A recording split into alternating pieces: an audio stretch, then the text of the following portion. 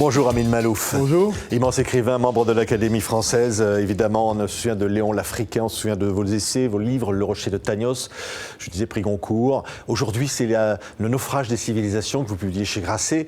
J'allais presque citer Rivarol, que vous citez dans ce livre. Vous dites les nations, les empires les plus civilisés seront toujours au plus près de la barbarie, aussi près que le fer le plus poli l'est de la rouille. Les nations comme les métaux n'ont de brillants que les surfaces. Vous dites, au fond, le monde est en train de s'écrouler. Je dis que le monde a tout pour fonctionner correctement. Nous avons des découvertes extraordinaires qui ont eu lieu dans les dernières décennies, qui ont changé notre vie. Nous avons des moyens économiques sans précédent dans l'histoire. Nous avons vu des pays du tiers-monde qui sortaient du sous-développement en quelques décennies. Et donc nous avons tout pour régler tous les problèmes dont l'humanité a souffert depuis les origines, et nous nous portons très mal. Oui, vous dites on est au seuil du désastre, et vous dites au fond, les lumières du monde se sont éteintes quand les lumières du Levant, finalement, ont cessé de briller. Le Levant de votre enfance. Je crois que ma région natale, le Levant, aurait pu donner au monde entier un exemple d'une coexistence harmonieuse entre tous les peuples, toutes les croyances. Il n'a pas pu donner cet exemple. On aurait pu s'attendre à ce que l'Europe s'unisse et donne un modèle vous dites pour le monde entier. De boussole morale de l'humanité. Une véritable boussole morale, je pense que l'Europe avait les moyens de le donner. Elle a toujours, je ne veux pas en parler au passé, elle a les moyens, mais elle n'a pas osé aller assez loin pour donner cet exemple. Probablement qu'elle a été un peu timorée à cause de son passé. Elle avait peur de se relancer colonial. Elle avait un peu peur de se lancer dans une politique ample, globale. Et on a peut-être laissé passer une chance importante. Les États-Unis auraient dû, il y a 30 ans, quand ils sont devenus l'unique superpuissance, fonder un nouvel ordre mondial. À mon avis, ils avaient les moyens, et le monde était prêt à les suivre dans cette voie. Ils n'ont pas su le faire. Vous dites même mieux, vous dites une sorte d'intégrisme économique, c'est-à-dire Thatcher, Reagan, c'est ça qui a détruit ce rêve. En fait, cette politique qui a été commencée par Thatcher, qu'elle a qualifiée de révolution conservatrice, qui a été poursuivie par Reagan et qui est devenue la norme, en réalité, pour les gouvernements du monde entier, cette politique a eu des effets positifs, il ne faut pas le nier. Je pense qu'elle a libéré des énergies, elle a probablement accéléré le développement technologique, industriel. Elle a permis aussi le transfert des technologies vers les pays du Sud, mieux qu'à aucun autre moment dans l'histoire.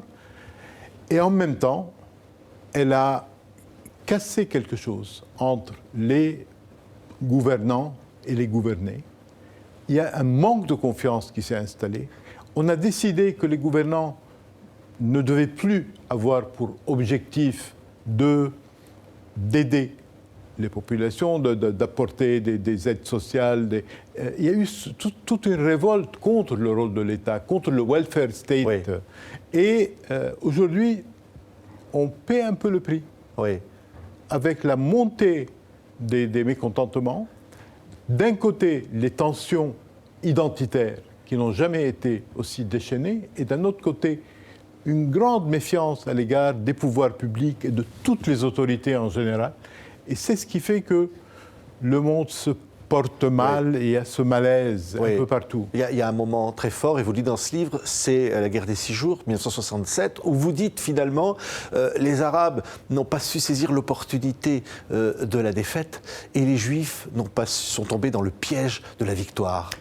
Ce moment a été important pour cette région et pour le reste du monde. En 1967, il y a eu la guerre israélo-arabe, que les Arabes appellent la guerre de 67, et que les Israéliens et les Occidentaux appellent plutôt la guerre des 6 jours.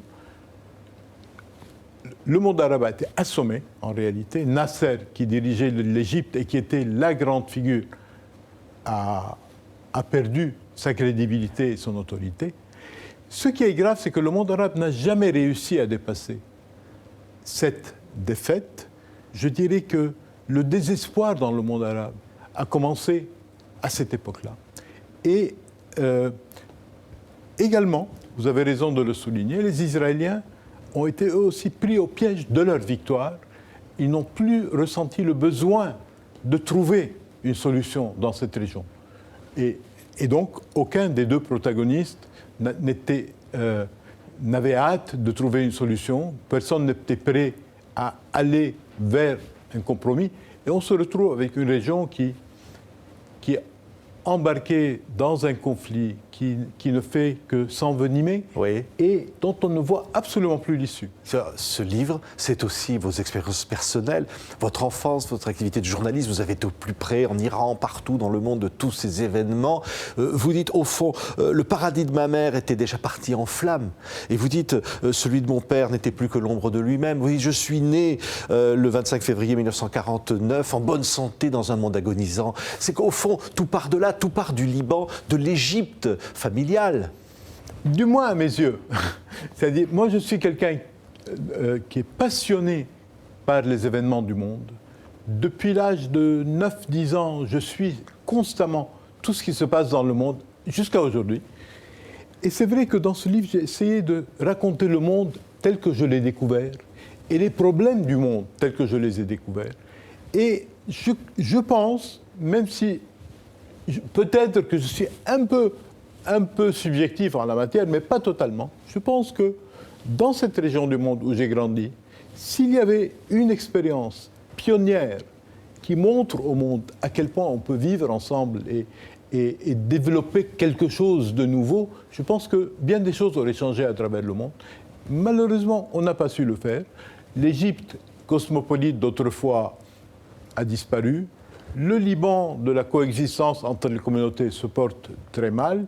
Et toute cette région, qui, au lieu d'être un lieu d'espoir, est devenue un lieu sombre, de crise continuelle, et qui peut-être diffuse le désespoir à travers le reste de la planète. Oui, la question de l'identité est importante, Hamid Malouf. Vous dites au fond, on est ce que l'on fait. Finalement, l'identité n'est pas ce que l'on est au départ, ni pas la religion. Vous dites, on est ce que l'on fait, notre action. Le plus important, à mes yeux, à propos des identités, c'est qu'il faut encourager les gens à assumer toutes leurs appartenances et à considérer que toutes leurs appartenances constituent leur identité.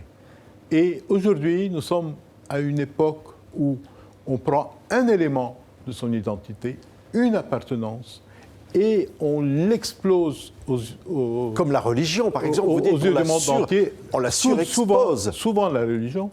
Et je pense qu'il faut revenir à une vision différente de l'identité, où chacun, par exemple, pourrait assumer une appartenance à deux pays, à 2 ou 3 cultures, à des langues différentes. C'est-à-dire des vraies relations humaines, vous dites, c'est ça. Des vraies relations humaines, et en même temps qui reflètent réellement l'identité de chacun. Aucun de nous ne se définit par un élément. Et on a besoin véritablement d'introduire dans la vie de nos sociétés cette vision d'une identité qui n'est pas une identité rigide et univoque, oui, mais au contraire, d'une identité ouverte, souple, pour que chacun d'entre nous devienne le lieu de rencontre de cultures différentes et de peuples différents. Mais ça, c'était le rêve, évidemment, de l'Égypte des années 50 ou du Liban des années 70. Vous commencez le livre avec ça, c'est-à-dire où il y avait la paix, où les communautés vivaient ensemble. En tout cas, c'était le rêve d'une partie de la population qui avait réellement une vision et des aspirations très nobles, mais c'était difficile de...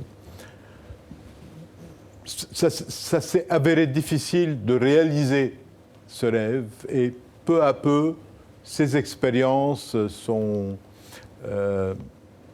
ont échoué, ou en tout cas passent par une période extrêmement difficile. Oui, oui, au fond, et vous dites dans ce livre, vous le dites même, concluez même avec cette image du Titanic où on chante plus près de toi, mon Dieu, tout en buvant du champagne alors que le bateau coule. Mais il y a un espoir quand même, Amin Maalouf. Votre livre, c'est au fond, il faut être pessimiste pour trouver peut-être il faut les être chemins. lucide. Il faut être lucide. Il ne faut pas se dire, il faut fermer les yeux et avancer et les problèmes s'arrangeront d'eux-mêmes. Je ne pense pas que les problèmes s'arrangent d'eux-mêmes. Il faut prendre conscience des réalités d'aujourd'hui. Il faut prendre conscience des problèmes. Il faut savoir comment on en est arrivé là. Et c'est un peu ce que j'ai essayé de faire dans ce livre. Expliquer comment on en est arrivé là et comment on pourrait en sortir. Merci beaucoup, Amin Maalouf. Ça s'appelle « Naufrage des civilisations ». Donc, un livre très important, fascinant, publié chez Grasset, peut-être un de vos livres les plus personnels. Merci beaucoup d'avoir été avec nous.